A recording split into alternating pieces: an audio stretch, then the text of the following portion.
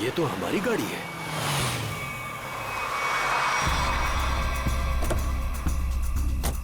ये तो टीना और आकाश की गाड़ी है। Oh my God!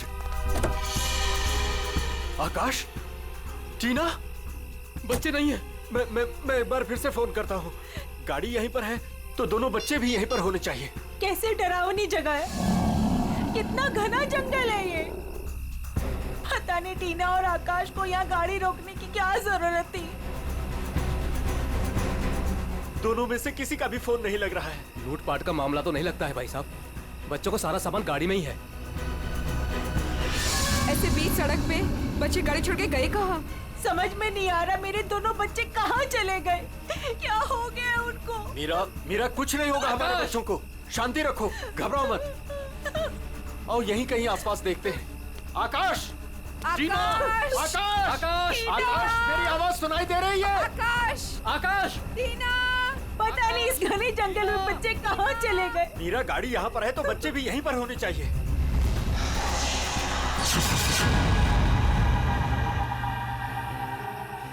भाई साहब कहीं कोई कुछ भी नहीं है वहाँ। यहाँ पर भी नजर नहीं आ रहा है। सन्नाटा। चुप हो जा।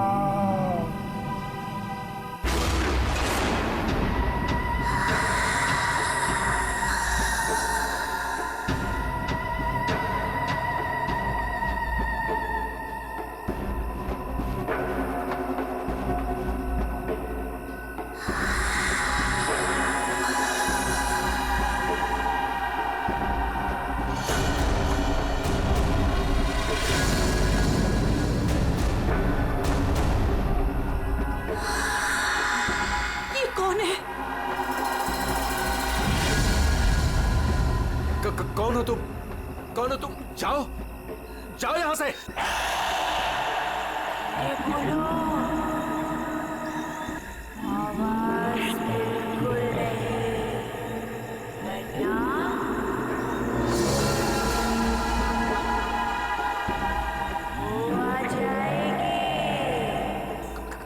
कौन आ जाएगी? कौन आ जाएगी? जो अपना सर हाथ में लेकर घूमती है।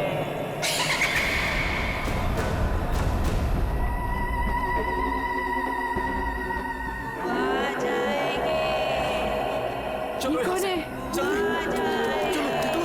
यहाँ गाड़ी से, में बैठो, चलो यहाँ से। जल्दी। आ जाएगी।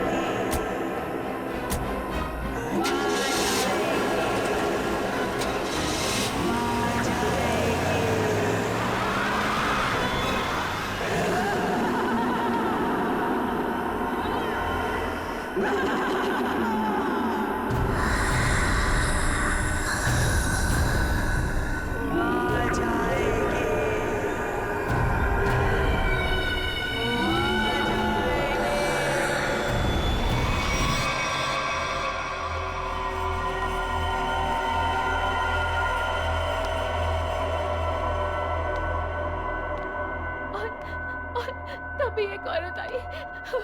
उसका सर नहीं था। वो मुझे मारने आई थी। वो मुझे मारने आई थी। उसका कटा सर उसके हाथ में ही था। वो मुझे मार डालेगी। वो मुझे मार डालेगी। बचा लो मुझे। वो मुझे मार डालेगी। ये क्या हो गया मेरी वत्सला को? कैसे बर्ताव कर रही है? अब क्या करूं मैं?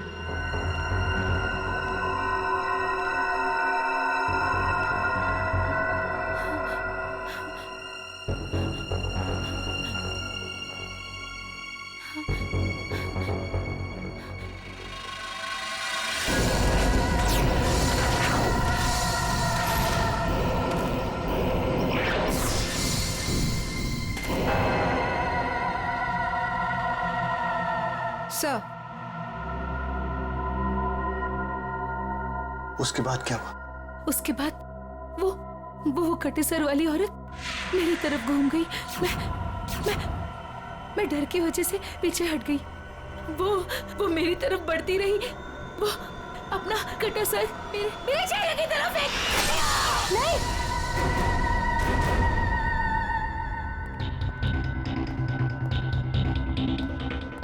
डॉक्टर साहब, क्या हुआ है मेरी वाइफ को? मिस्टर नमित, देखिए ना डॉक्टर साहब के साथ क्या किया वत्सला जी ने। 10 इंजेक्शन दे चुका हूँ शांत करने के लिए, लेकिन कोई असर ही नहीं हो रहा। लेकिन हुआ क्या है वत्सला को? इनका दिमाग एक सरकटी औरत के बारे में सोच रहा है।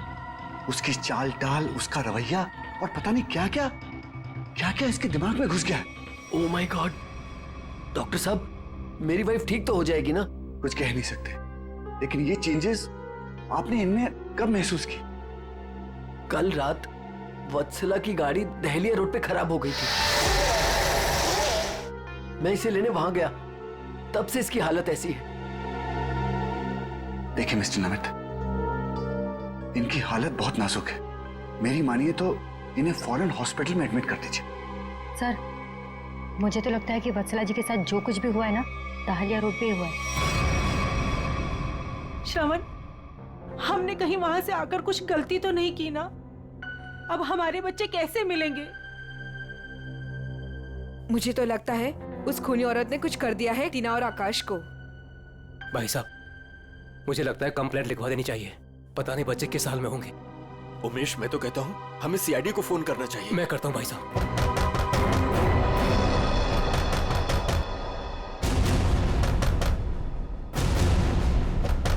ये इस तरह से दरवाजा कौन पीट रहा है? मैं देखता हूँ।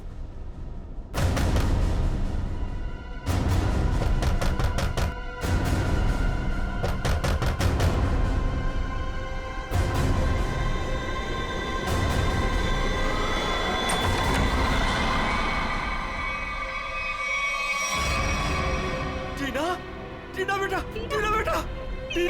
टीना बेटा, ये क्या हो गया? क्या हो गया? किसने किया बेटा? ये किसने किया? टीना, भाई साहब, इसकी हालत तो बहुत खराब है। इसे हॉस्पिटल ले जाना होगा।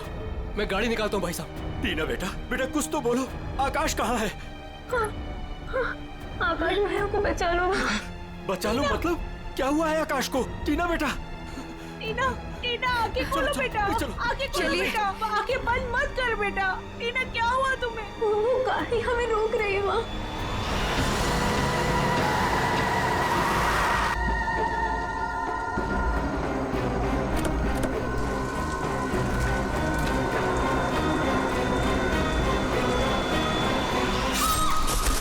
ये कहाँ जा रहा? टीना बेटा, आंखें खोलो बेटा। टीना, तुम हमें छोड़ के नहीं जा सकते।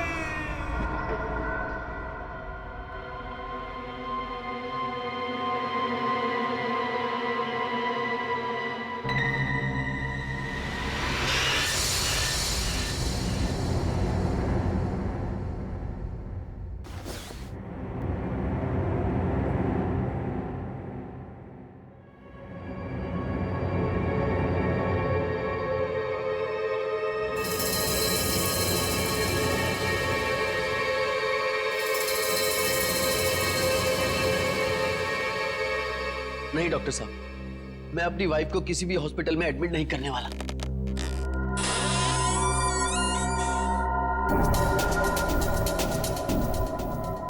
आपसे पहले भी 4 और डॉक्टरों ने मुझे यही एडवाइस दिया। अब मेरी वत्सला का इलाज मेरे घर पर ही कीजिए ना डॉक्टर साहब।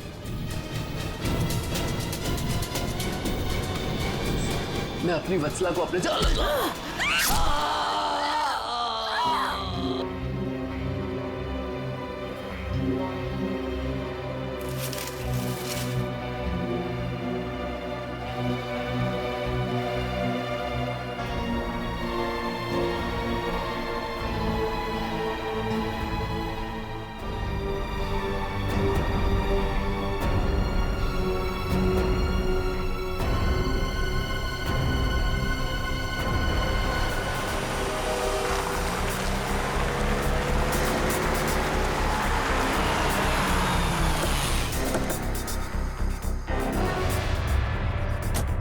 आइए इस तरफ, यहाँ पर आइए। यही घर है ये।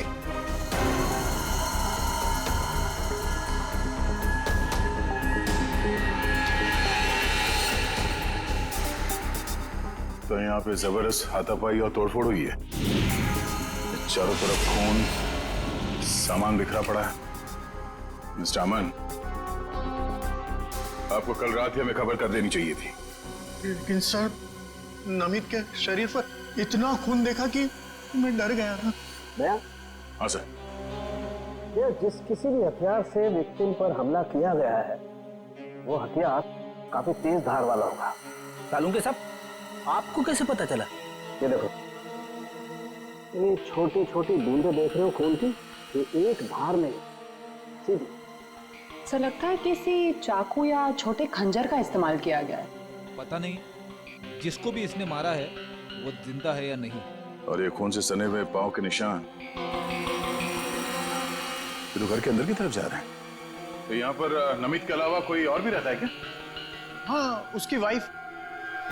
ओह माय गॉड, उससे तो कुछ नहीं हो गया। भाभी जी, एक देखो सर।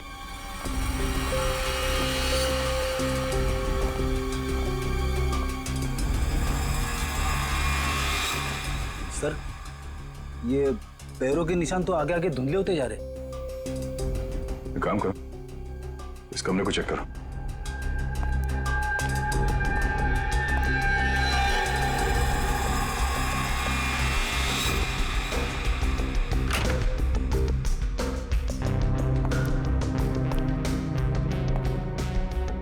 बेड पर तो कोई खून नहीं।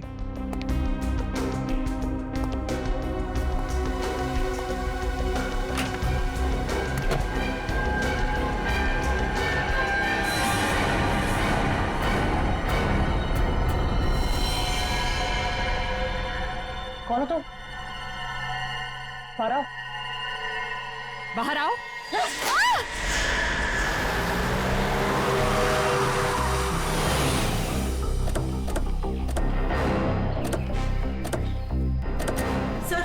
सर यही है मेरी टीना और आकाश की गाड़ी। यहीं पर मेरे बच्चों पे वो मुसीबत आई थी।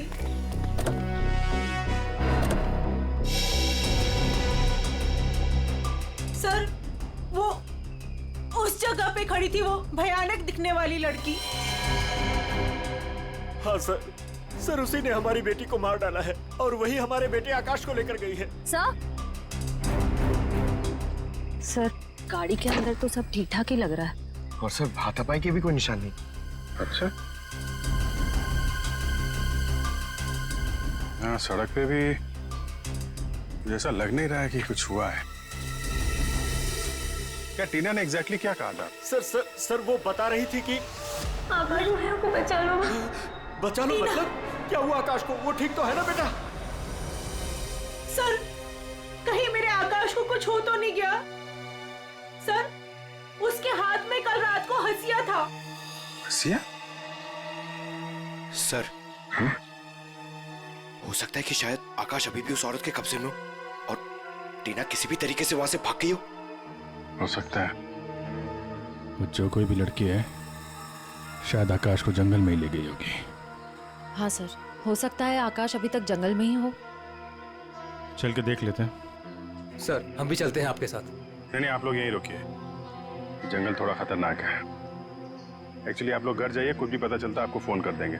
ओके? ठीक है सर।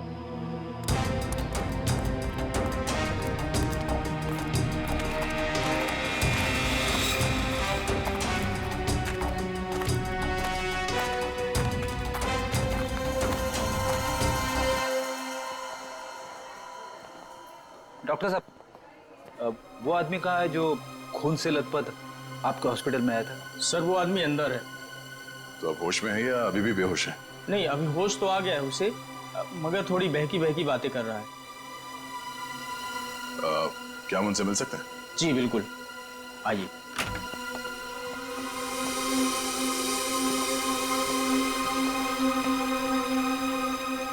नमित,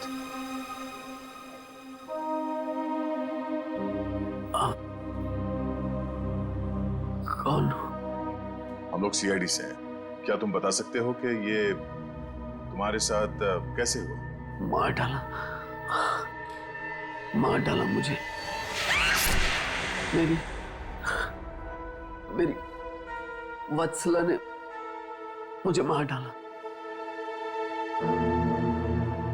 पूछिए अमन से। मुझे रोज पिटती थी, पर मैंने कभी भी उससे उसे नहीं घूरा। हाँ सर, मैं हमेशा इस बेचारे की दर्द भरी आवाज सुनता था। मैं समझ जाता था कि भाभी जी का बेलन इसके सर पर बज रहा है। नमित, हम तुम्हारी पत्नी से मिल चुके हैं। कुछ न कुछ तो गड़बड़ हुआ है उसके साथ, लेकिन अचानक वह ऐसा बर्ताव क्यों करने लगी? भगवान, पता नहीं, जब से दहलिया रोड से आई है किसी सरकटी औरत के बारे में बात करती है और किसी पर भी टूट पड़ती है, जैसे जान ले लेगी वो किसी की भी। फिर दहलिया रोड, मतलब जो भी गड़बड़ है वो इस दहलिया रोड पे ही है।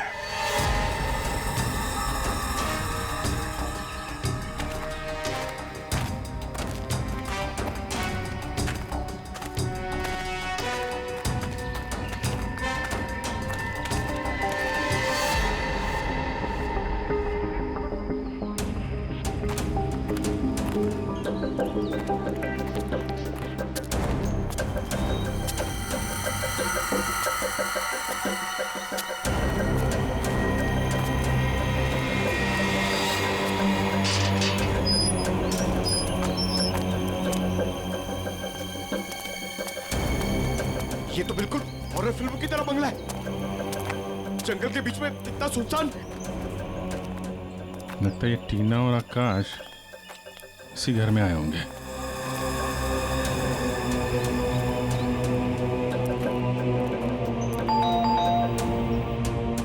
ज्यादा फिल्में मत देखा करो।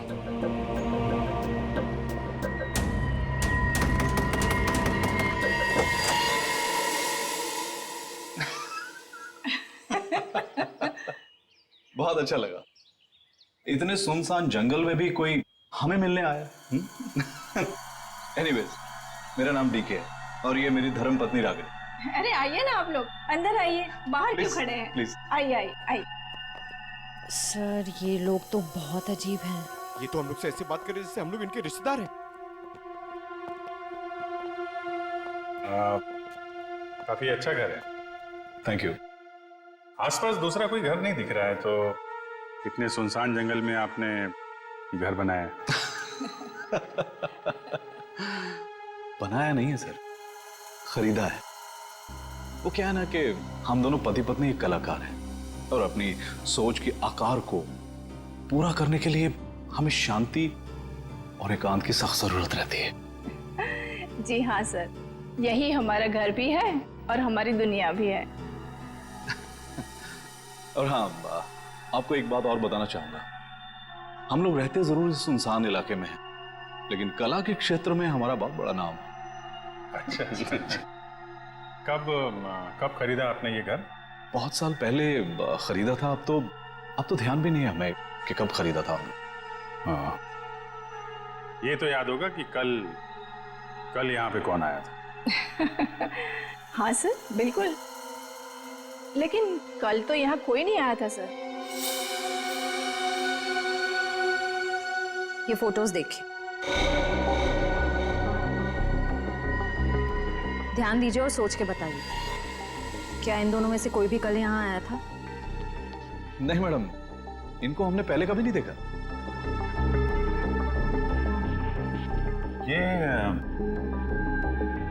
ये कौन है? ये हमारी बेटी अंशिता।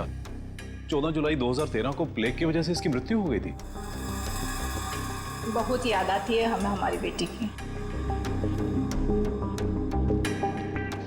हम लोग आपसे कितने सारे सवाल पूछे जा रहे हैं, आप नहीं पूछेंगे कि हम लोग कौन हैं और क्यों इतने सारे सवाल कर रहे हैं आपसे? कौन है आप लोग, आप बता दीजिए। हम लोग कौन है घर के अंदर? नहीं, कोई नहीं है। नहीं, कोई है।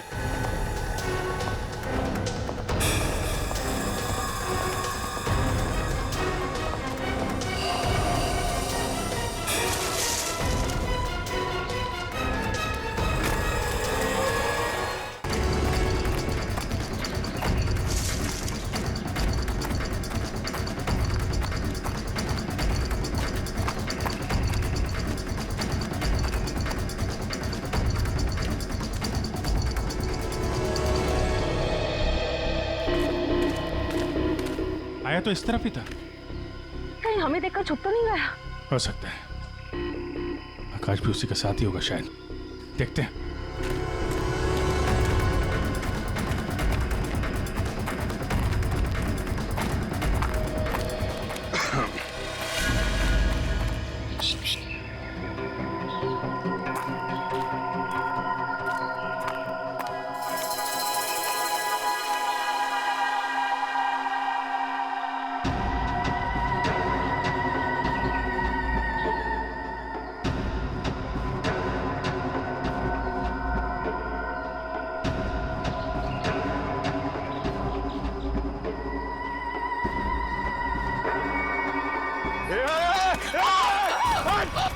फायर नहीं।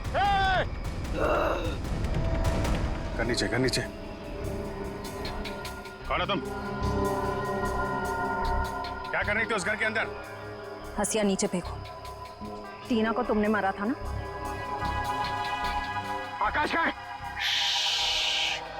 धीरे बोलो, वो सुन लेगी। वो तुम्हारे पीछे खड़ी है।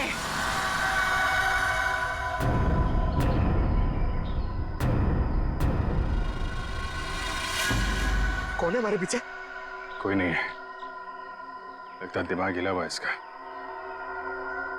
क्या दिखा रही है? कौन है पीछे? वो तुम्हारे पीछे बिना सर वाली औरत अपना सर हाथ में लेके दिखा रही है। सर, ये उस सिरकटी औरत की बात कर रही सर, वो वत्सला जैसी बातें कर रही है। हमारे पीछे कोई नहीं है। किसकी बात कर रही हो तुम?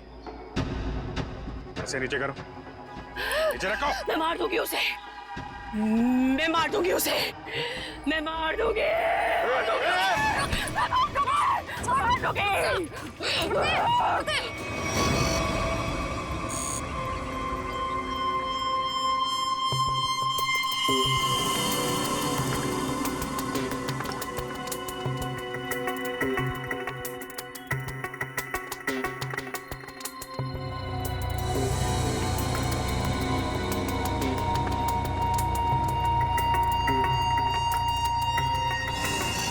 डॉक्टर मलिका, आप भी वही सोच रहे हैं जो मैं सोच रहा हूँ?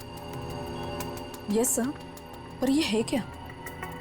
थोड़ा बहुत तो पता चला है, पूरा तो टेस्ट होने के बाद पता चलेगा।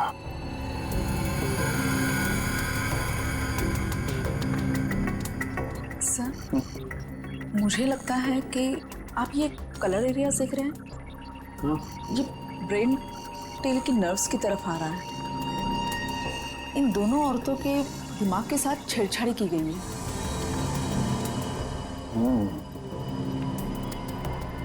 सर, इनकी याददाश्त से छेड़छाड़ की गई। इनको कोई नेचुरल रोग या दिमागी बीमारी नहीं, इनकी तो मेमोरी ही बदल दी गई है। मतलब ये कि आर्टिफिशियल मेमोरी भर दी गई है इनके दिमाग में। Yes sir. क्या आर्टिफिशियल मेमोरी भर दी गई? हाँ जी। मतलब ये दोनों औरतें जो देख रही थी या बोल रही थी, इनके दिमाग का वहम नहीं था? बिल्कुल नहीं था। दरअसल क्या होता है कि इंसान के बचपन से लेकर के उसके बड़े होने तक उसकी जिंदगी की तमाम यादें उसके दिमाग में एक डिस्क की तरह से जमा हो जाती है, कुछ इस तरह से। और फिर कोई एक दिन गर्दन के पीछे ऐसा इंजेक्शन लगा देता है, ये देखिए, यहां दिख रहा है, जिससे ब्रेन में कंपार्टमेंट्स बन जाते हैं और जिंदगी की सारी याद ब्लॉक हो जाती है। इंसान एक सेमी कॉन्शियस स्टेट में चला जाता है, आधी बेहोशी की हालत में। के बाद फिर क्या होता है? इसमें इंसान के दिमाग को सुन कर देने वाला ड्रग दिया जाता है। इंसान अगला पिछला सब भूल जाता है। आप सुन सकते हो, समझ सकते हो, लेकिन आप रिएक्ट नहीं कर सकते। और फिर इस हालत में उसको एक कटी सिर वाली औरत दिखाई जाती है और उसके कानों में बार बार ये बातें सुनाई जाती है कि ये लोग आपको मारने वाले हैं और ये सारे इंसान आपके दुश्मन हैं और आपको उनको मार देना है। ड्रग के असर की वजह से दिमाग कुछ इस तरीके का दिखाई देने लगता है।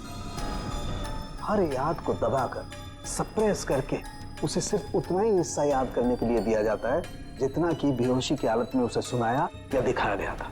सर, यानी कि इन दोनों औरतों ने सच में एक सरकटी औरत को देखा और होश में आने के बाद दोनों को सिर्फ उतना ही याद है। बिल्कुल। वरना सोचो, दो लड़कियां जो एक दूसरे को जानती नहीं, पहचानती नहीं, वो एक ही समय पर एक ही जैसी बात कैसे सोच सकती हैं? मतलब इनकी मेमोरीज को बदल दिया गया है। ड्रग्स कौन सा इस्तेमाल किया गया इनके ऊपर? डोडियन और हेपिस जैसे न्यूरॉन अफेक्टिंग ड्रग्स। ये ऐसी दवाइयाँ जो ब्रेन की मेमोरी लोकेशंस को नष्ट कर देती है। आपको ये भी याद नहीं रहेगा कि आप हैं कौन, और आपको उतना ही याद रहेगा जितना आपको बताया जाएगा। हमारे टेस्ट में भी काफी ऐसे ड्रग्स मिले हैं जो याददाश्त मिटाने के लिए काफी हैं। और हाँ, इन्हें हल्के इलेक्ट्रिक शॉक्स भी दिए गए। मुझे नहीं लगता ये लड़कियां कभी भी ठीक हो सकती, क्योंकि इस बीमारी का अभी तक कोई एंटीडोट इजाद नहीं हुआ है और हिप्नोसिस में महीनों लग जाएंगे। और फिर भी इस बात की गारंटी नहीं है कि इनकी खोई हुई मेमोरी इन्हें वापस मिल सकती है। अरे सर, ये सब सुन सुन के मेरा सर फटने लग रहा है। सर, आप मेरा ब्रेन मैपिंग कर लीजिए। डहलिया रोड के बंगले के मालिक डीके, रागनी और सड़क पे खड़ी उस लड़की का राज तो अब डहलिया रोड पे जाके ही पता चलेगा। तो थोड़ा घूम आते हैं डहलिया रोड।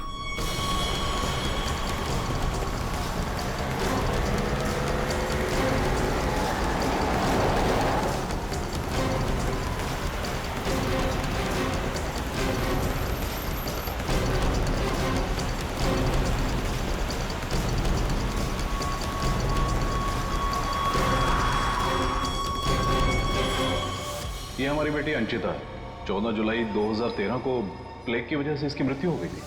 ये तो वही लड़की है, डीके और रागिनी की मरी हुई बेटी। मेरी मदद कीजिए प्लीज। कैसी मदद? मेरा मतलब क्या मदद चाहिए आपको? मेरे मम्मी पापा अचानक से बेहोश हो गए। मैंने बहुत कोशिश की उन्हें उठाने की, पर वो नहीं उठे।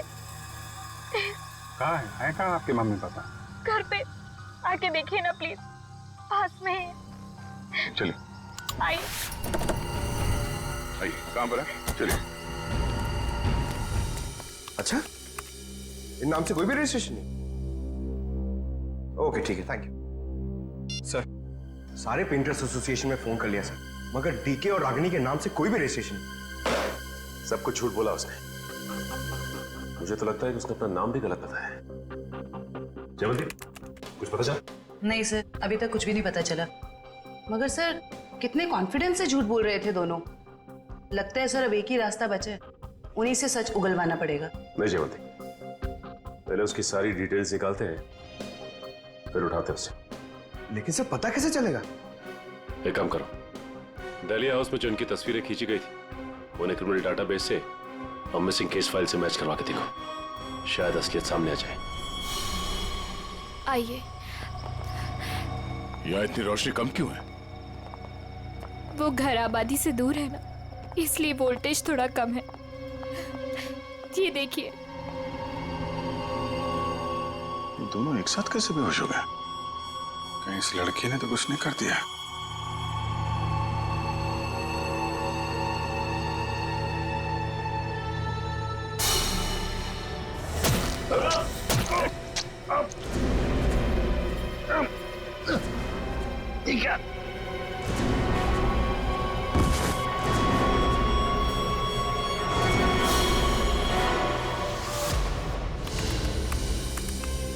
सर, दोनों फोन्स के सिग्नल नहीं मिल रहे हैं। सर, कुछ सेकंड्स पहले तक अभिजीत सर और दया सर का फोन दहलिया रोड पे बता रहा था, लेकिन अभी लोकेशन नहीं दिख रही है।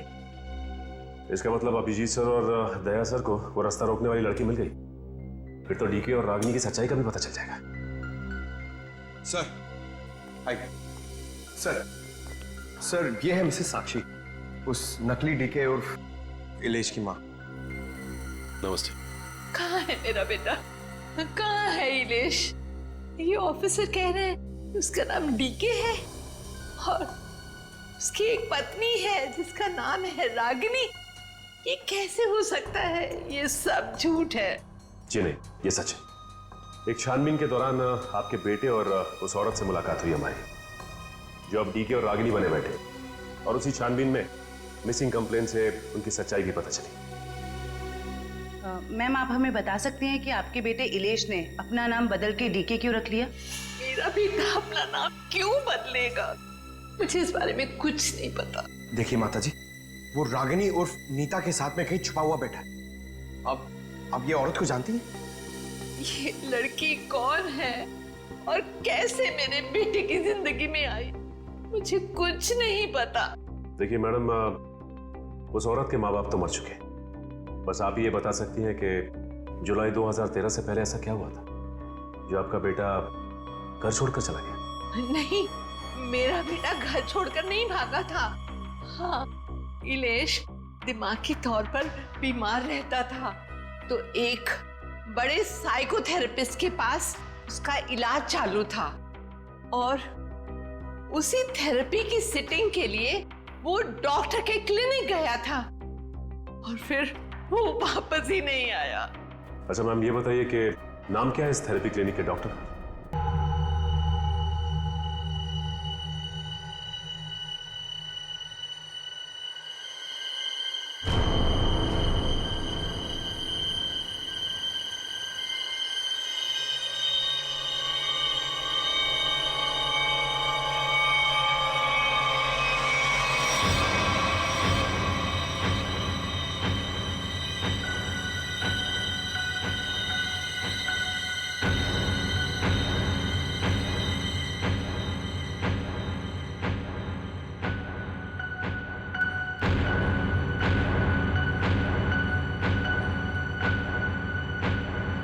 मारो, बचा लो खुद को, मार डालो।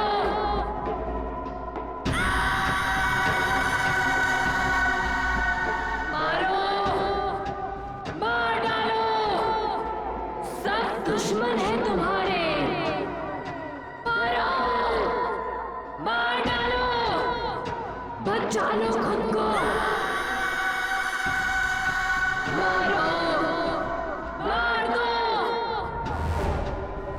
मारो, मार दो, सब दुश्मन है तुम्हारे। उठा लो हथियार, उठा लो हथियार, मार दो। समझ में नहीं आ रहा कि इन सबके पीछे एक डॉक्टर हो सकता है। देखते कहाँ का तार कहाँ जाके जुड़ा है सर। बहुत लंबा जाल फैलाता है सर। आज सारे तार कट जाएंगे इसके।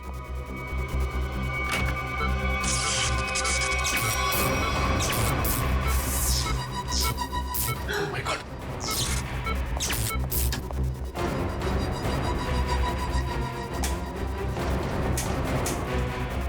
किसने किया ये? बोलो, बोलो किसने किया?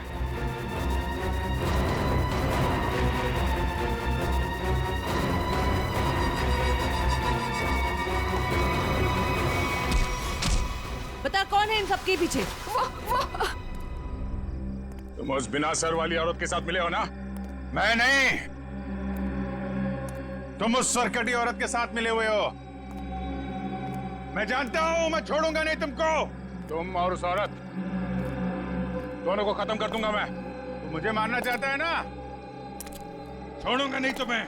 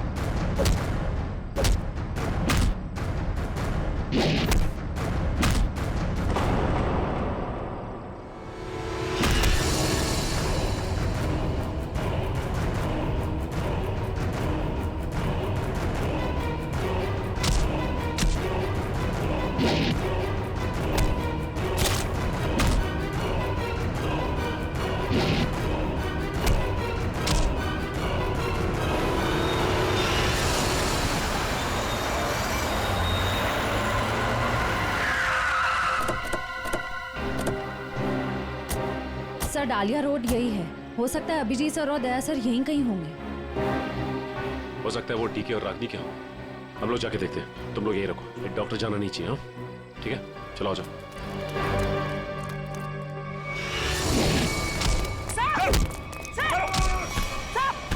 अभिजीत सर, क्या कर रहे हो आप लोग?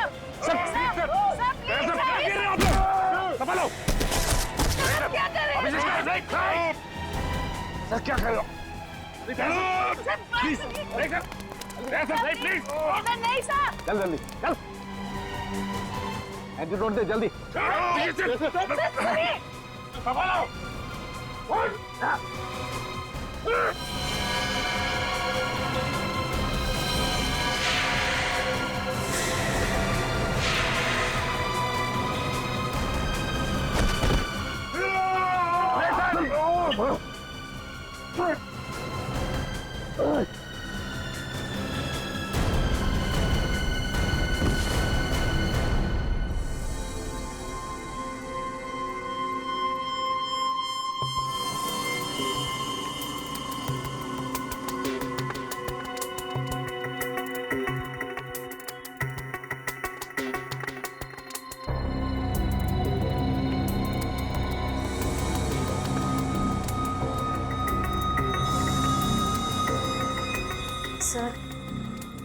सर सब ठीक तो है ना?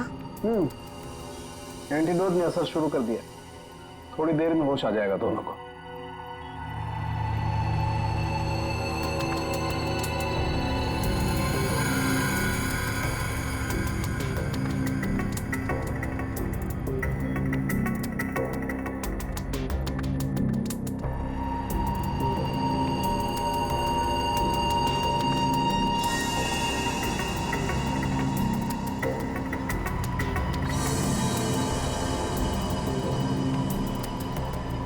शुक्र मनाओ डॉक्टर सालुंके, अगर ये दोनों ठीक हुए हैं तो सिर्फ मेरी वजह से।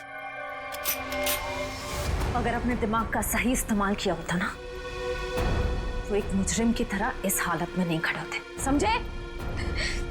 विकास अंकल, आपकी वजह से मैं भी एक मुजरिम बन के रह गई। अभी तो सिर्फ तुम दोनों का गुनाह सामने आया है। जिस दिन तुम दोनों को सजा मिलेगी ना, उस दिन समझ में आएगा कि गलत राह पे चलने का अंजाम क्या होता है।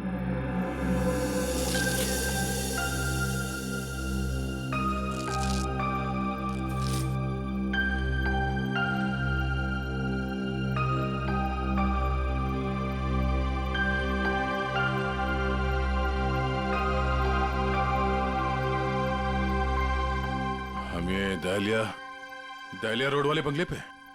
नहीं यार, न्यूरो सेंटर में है भाई।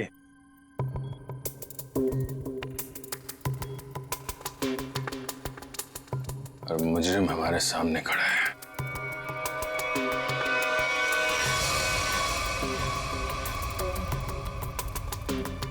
अच्छा एक बात बताओ, तुम्हें अभी वो कटे हुए सिर वाली औरत और वो भयानक आवाज से तो नहीं सुनाई देती?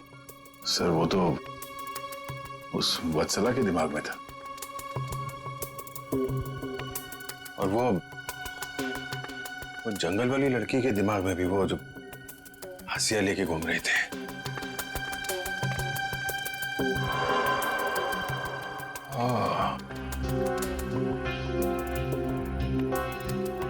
अब समझ में आया,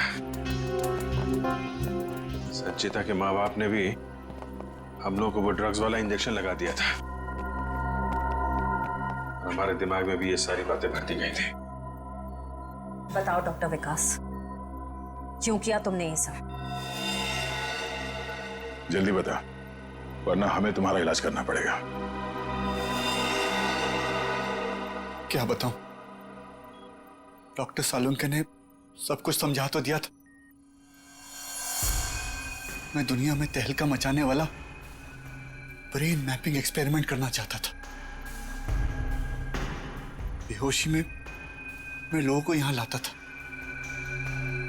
और उनके ब्रेन से उनकी सोच को निकालकर अपनी सोच भर देता था। जरा सोचो, कितनी ताकत थी मेरे हाथ में। जब वो लोग जागते थे तो उन्हें वही दिखता था और उनके दिमाग में वही ब्रेन की मेमोरी थी जो जो मैंने डाली थी। उनका ब्रेन वही करता था जो मैं कहता था। मतलब कि मैं उनके ब्रेन से सब कुछ करा सकता था। और तुम दोनों ने भी तो वही किया ना। और ये अंशिता, इसने भी गुनाह में तुम्हारा साथ दिया था। मैं इनकी भतीजी हूँ। इन्होंने ही मुझे पाला पोसा। डीके और रागिनी मेरे माँ बाप नहीं है। वो घर, डीके, रागिनी, मैं, ये सारा विकास अंकल का बिछाया हुआ एक जाल था। और आकाश, उसके साथ क्या किया तुम लोगों ने? उसकी ड्रग की डोज ज्यादा हो गई थी। उसे ब्रेन हैमरेज हो गया था। उसकी मौत का मुझे बहुत अफसोस है। तुम्हारे जैसा जीनियस डॉक्टर लोगों के दिमाग का गलत इस्तेमाल करने के चक्कर में गुनहगार बन गया। तुम्हारी खोज इंसानियत के खिलाफ है। कानून तुम्हें इसकी जरूर सजा देगा। शायद फांसी होगी तुम्हें।